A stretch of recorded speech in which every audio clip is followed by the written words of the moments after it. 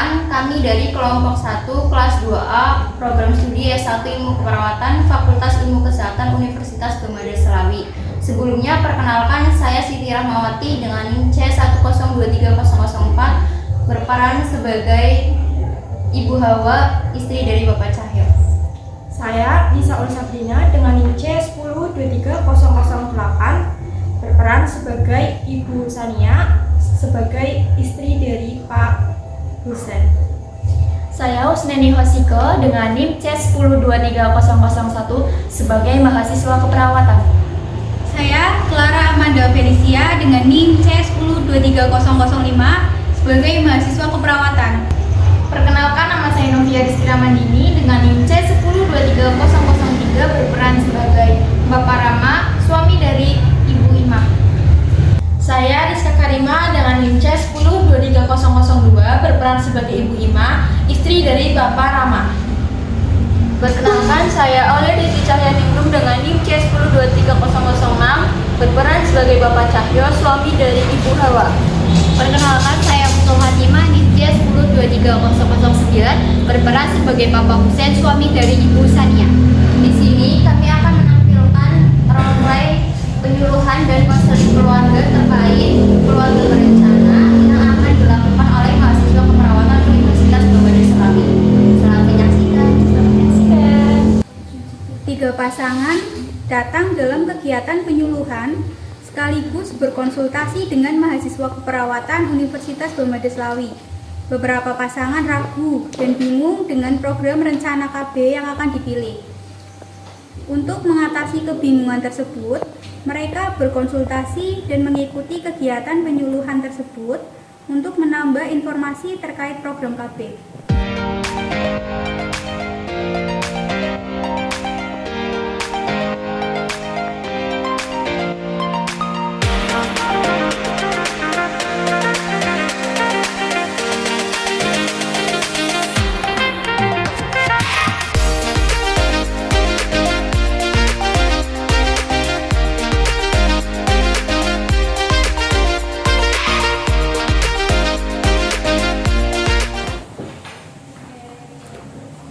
Assalamualaikum warahmatullahi wabarakatuh.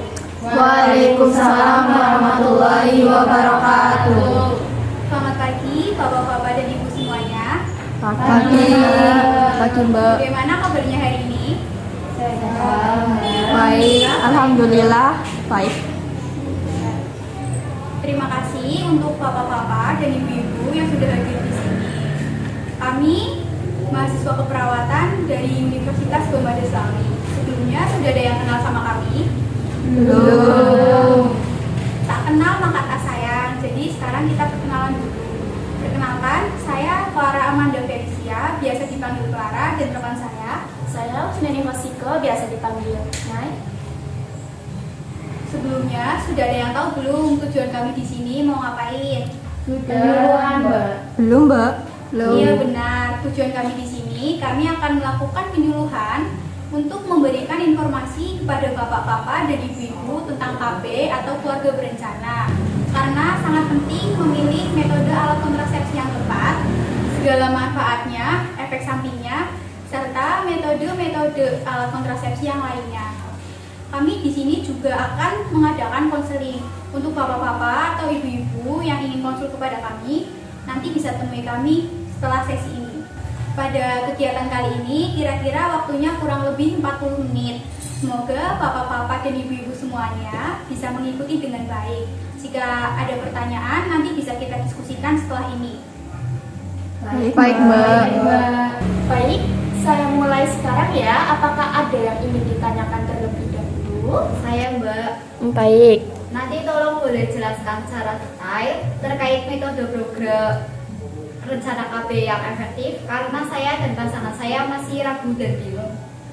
Baik Pak, nanti kita akan membahas ini bersama-sama ya. Oke, baik. Sebelum kita mulai, saya ingin tanya nih, kira-kira usia pernikahan ibu dan bapak berapa tahun ya? Saya mulai dari sini. Nanti sebelum menjawab, bisa sebutkan nama ya. Saya Rama dan ini istri saya. Saya Ima, kami sudah menikah selama 3 tahun dan dikaruniai anak 1 dengan usia 2 tahun, dan kami juga sudah menjalani program KB. Baik. Selanjutnya sebelah sini dulu ya. Bisa perkenalkan dulu ya. Ya Mbak, nama saya Bapak Cahyo, ini istri saya. Saya Ibu Rowa, istri dari Bapak Cahyo. Kami baru menikah 2 bulan yang lalu. Iya, baik ya. Saya ganti sebelah sini. Bisa sebutkan namanya terlebih dahulu. Perkenalkan, saya Husen, ini istri saya. Saya Sania, usia pernikahan kami hampir 1 tahun dan sekarang saya sedang mengandung anak pertama. Selamat ya. Makasih. Baik, terima kasih kepada Bapak dan Ibu yang sudah memperkenalkan diri dan menjawab pertanyaan dari saya. Bagus sekali ya jawaban-jawabannya. Di sini udah ada yang tahu belum ya tentang program keluarga berencana? Sudah Mbak. Yang saya tahu untuk mencegah kehamilan ya Mbak.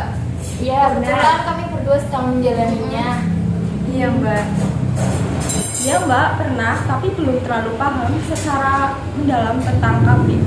Baik, karena masih banyak yang belum paham mendalam tentang KB, kami di sini akan menjelaskannya. Bapak-bapak dan ibu-ibu bisa melihat di sini. Bisa Mbak. Dari belakang kelihatan. Kelihatan Mbak. Baik. Apa sih keluarga berencana itu? Keluarga berencana merupakan tindakan yang membantu individu atau pasangan suami istri untuk menghindari kelahiran yang tidak diinginkan, mendapatkan kelahiran yang memang diinginkan, mengatur interval di antara kelahiran. KB merupakan proses yang disadari oleh pasangan untuk memutuskan jumlah dan jarak anak serta waktu kelahiran. Tujuannya yaitu meningkatkan kesejahteraan ibu dan anak, serta mewujudkan keluarga kecil yang bahagia dan sejahtera melalui pengendalian kelahiran dan pengendalian pertumbuhan penduduk Indonesia. Sebelum dilanjut kembali, kita akan membagikan kertas yaitu namanya leaflet. Itu tuh isinya tentang informasi-informasi.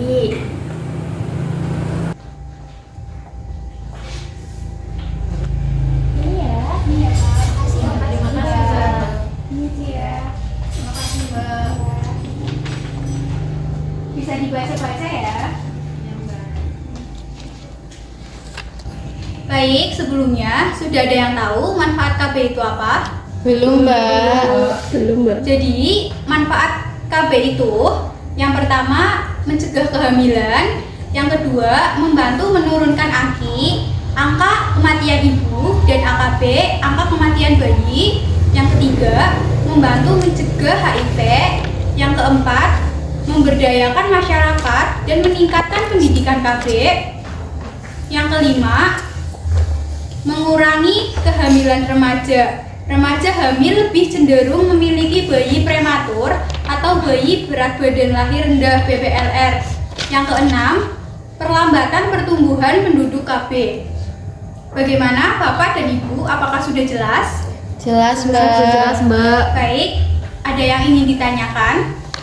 Oh begitu ya Mbak. Jadi KB ini semacam perencanaan supaya kita lebih siap jadi orang tua.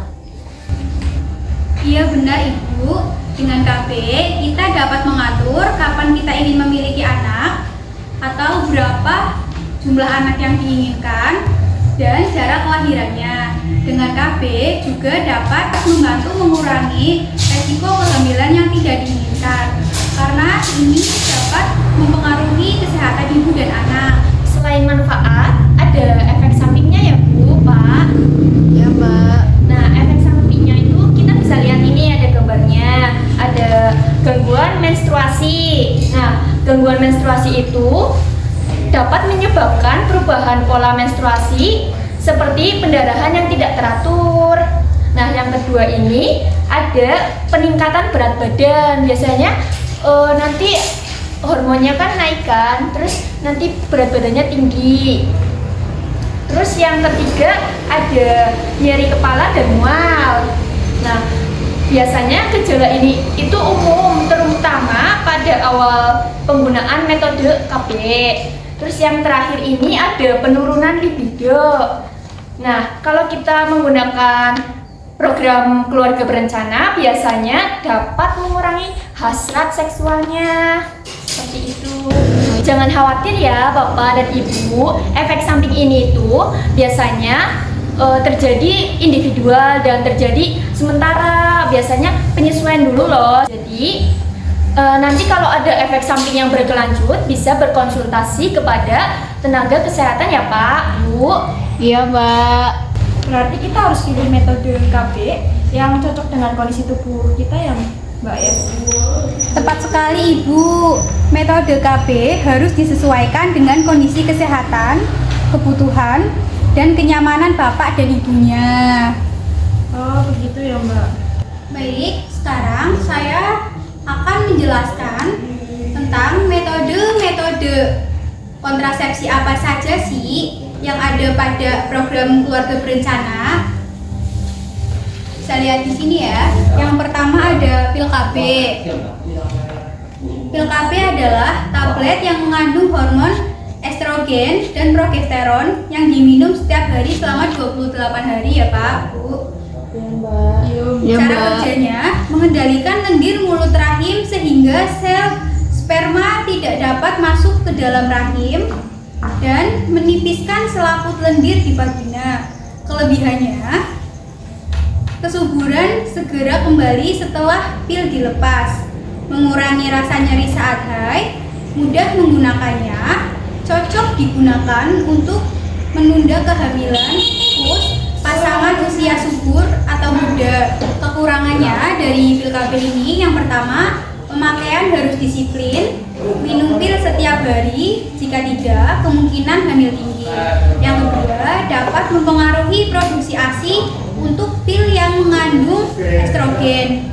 Yang ketiga, dapat meningkatkan infeksi jamur di sekitar kemaluan perempuan. Dan tidak dianjurkan perempuan yang berumur di atas 35 tahun dan perokok karena mempengaruhi keseimbangan metabolisme tubuh. Dan cara penggunaannya, pil pertama diminum pada hari kelima haid, seterusnya berturut-turut setiap hari 1 pil.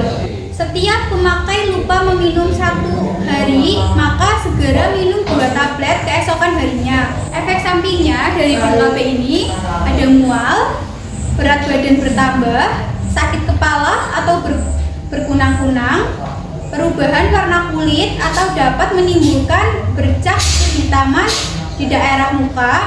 Semua itu bersifat individu ya Bu. Selanjutnya yang kedua ada suntik KB.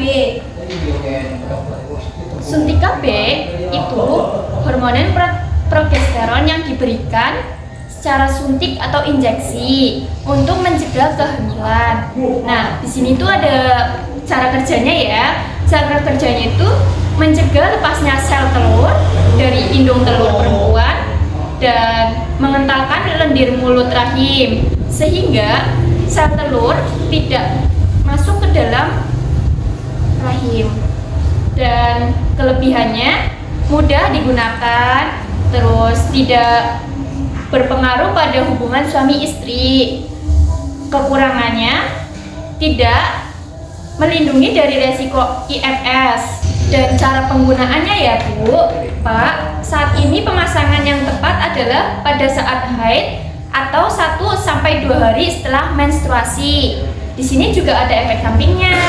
Terjadinya perubahan haid tidak teratur, terus mual, sakit kepala, nyeri pada payudara ringan, terus keluhan seperti akan setelah suntikan kedua atau ketiga.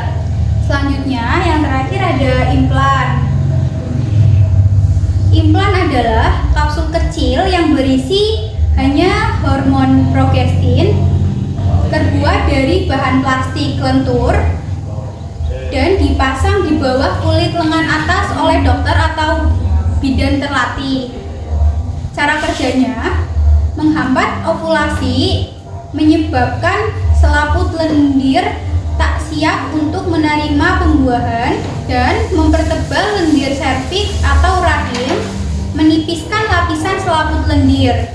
Kelebihan yang pertama, aman digunakan ibu menyusui. Yang kedua, bila diinginkan bisa diangkat setiap waktu. Yang ketiga, tidak ada efek negatif pada produksi ASI. Di sini kekurangannya, kadang-kadang pada saat pemasangan akan terasa nyeri, membutuhkan prosedur operasi ringan untuk memasukkan dan mengeluarkan alatnya. Cara pemasangannya, saat pemasangan yang tepat adalah pada saat haid atau 1-2 hari setelah menstruasi. Efek samping, pendarahan, bercak, haid tidak teratur atau berhenti haid. Selanjutnya mungkin dapat terjadi gangguan lain seperti sakit kepala dan mual-mual yang bersifat sementara dan individual. Bagaimana? Bapak Ibu, apakah sudah paham? Paham, Mbak. Ya, tadi itu kontrasepsi hormonal ya. Nah, sekarang kita akan membahas lagi metode kontrasepsi non hormonal. Seperti ini, kita lihat coba. Yang pertama ada kondom. Kondom itu adalah selaput karet atau lateks yang dipasang pada penis selama hubungan seksual sehingga mencegah sel sperma bertemu dengan sel telur. Nah, cara kerjanya mencegah pertemuan spermatozoa atau sel mani dengan ovum sel telur pada waktu sanggama dan dapat menghalangi kontak langsung dengan cara terinfeksi. Kelebihannya, apabila kondom digunakan dan konsisten, maka kegagalan mencegah kehamilan sekitar 3% ya Ibu, Bapak. Iya, Mbak. Nah, kekurangannya, setiap kali berhubungan, kondom harus digunakan. Terus, orang tertentu alergi terhadap lateks atau kondom. Jadi nggak semua orang bisa. Cara penggunaannya ya Pak, Bu, ini ketika ingin melakukan hubungan suami istri, maka kondom dipasang di penis. Efek sampingnya kadang terjadi alergi pada karet dan pelicin pada orang-orang tertentu ya Pak, Bu. Selanjutnya, di sini ada IUD. Apa sih IUD itu? IUD adalah dengan cara memasukkan alat yang terbuat dari tembaga ke dalam rahim. Cara kerjanya menimbulkan reaksi keradangan lokal dalam endometrium ovum uteri sehingga menghambat terjadinya penempelan sel telur yang telah dibuahi ke dinding rahim.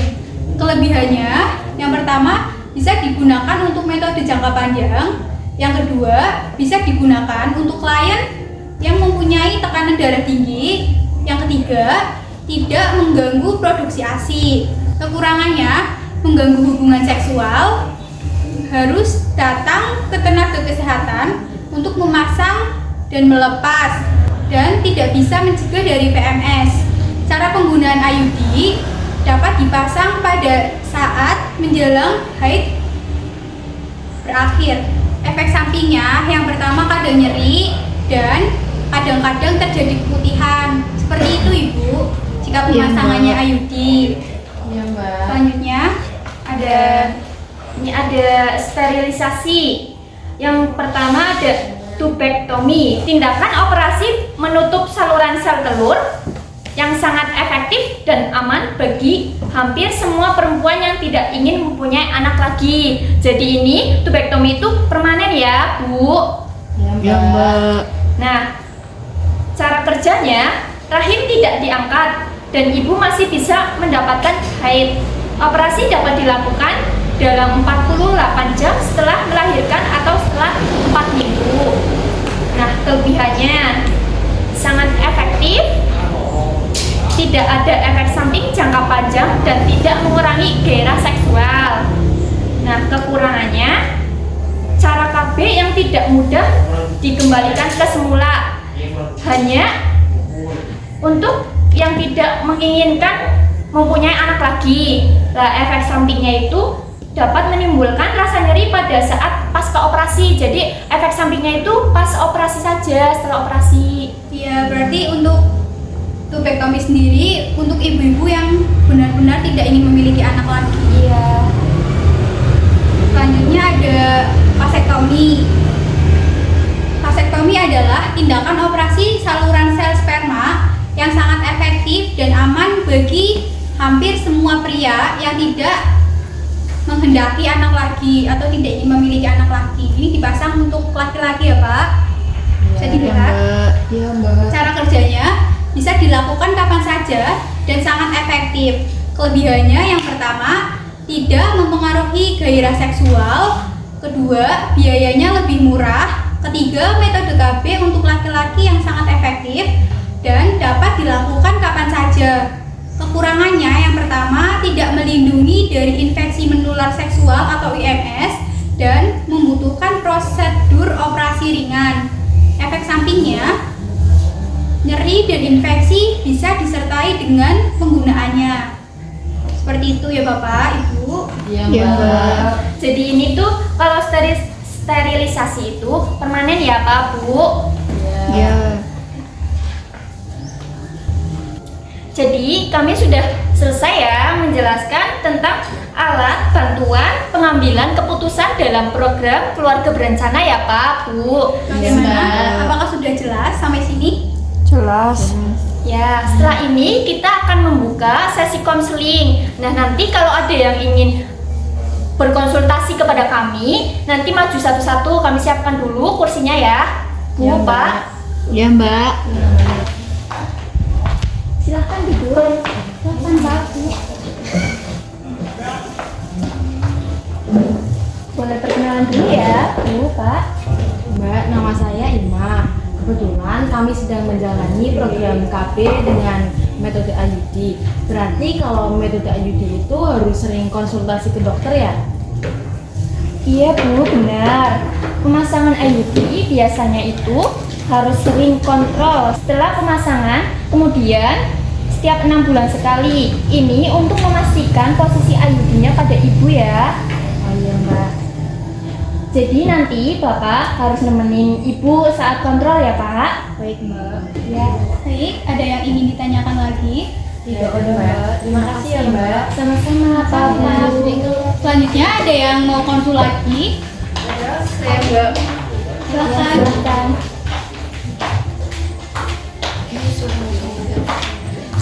Silakan duduk ya Pak Bu.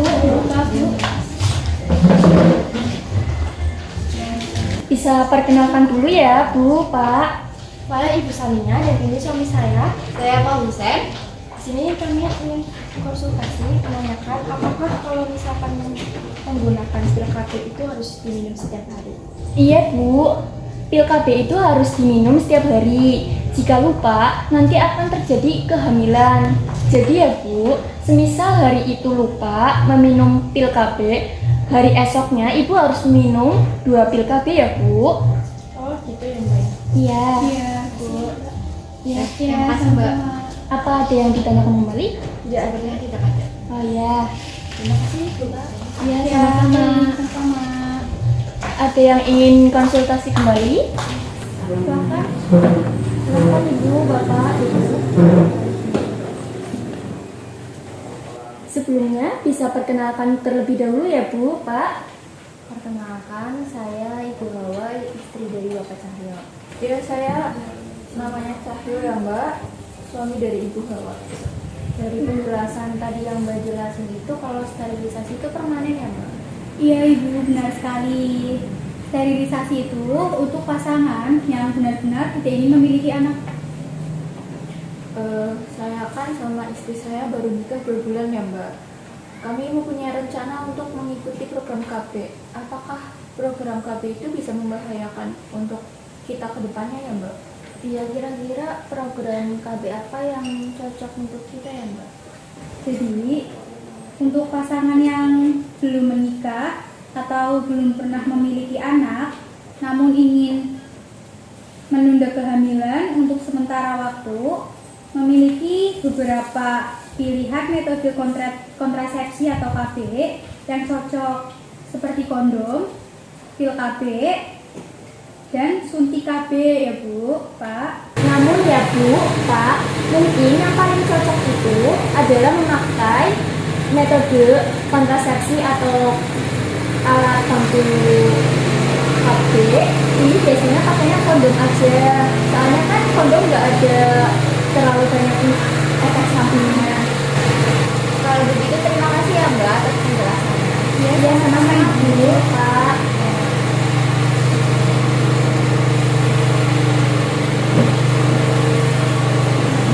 Baik, terima kasih Bapak dan Ibu atas perhatian dan partisipasinya. Semoga informasi yang kami berikan dapat bermanfaat dan dapat membantu Bapak dan Ibu dalam memilih alat kontrasepsi yang tepat. Jika ada pertanyaan lebih lanjut, jangan ragu untuk konsultasi ke tenaga kesehatan terdekat ya Pak, Bu. Ya Mbak. Ya, sebelum kita mengakhiri acara ini, kita ada oleh-oleh loh. Wah, apa tuh Mbak? Ini ada namanya buklet atau buku panduan yang isinya informasi-informasi tentang keputusan dalam merencanakan keluarga berencana ya. Ini nanti ya, ini nanti kita bagi satu-satu. Terima kasih Mbak. Terima kasih ya Mbak. Iya, sama-sama. Terima kasih Mbak. Ini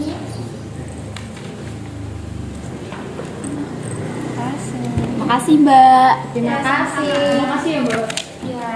Sekali lagi, kami sangat berterima kasih kepada Bapak dan Ibu semuanya. Semoga keluarga Bapak dan Ibu selalu sehat, bahagia, dan sejahtera. Kami akhiri penyuluhan kali ini. Wassalamualaikum warahmatullahi wabarakatuh. Waalaikumsalam warahmatullahi wabarakatuh. Terima kasih ya Mbak. Ya, sama-sama. Terima kasih Bu sudah hadir. Terima kasih ya Mbak. Terima kasih Pak. Terima kasih Mbak. Hati-hati ya di jalan. Hati di jalan ya Pak, Bu.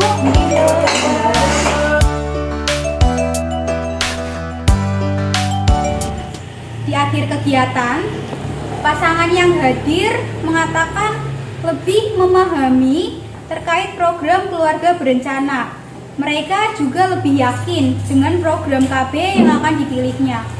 Mahasiswa keperawatan Universitas Bamada Slawi merasa senang dapat memberikan penyuluhan dan konseling dengan baik serta mempersiapkan penyuluhan lanjutan untuk pertemuan berikutnya untuk memberikan informasi lain yang lebih lengkap.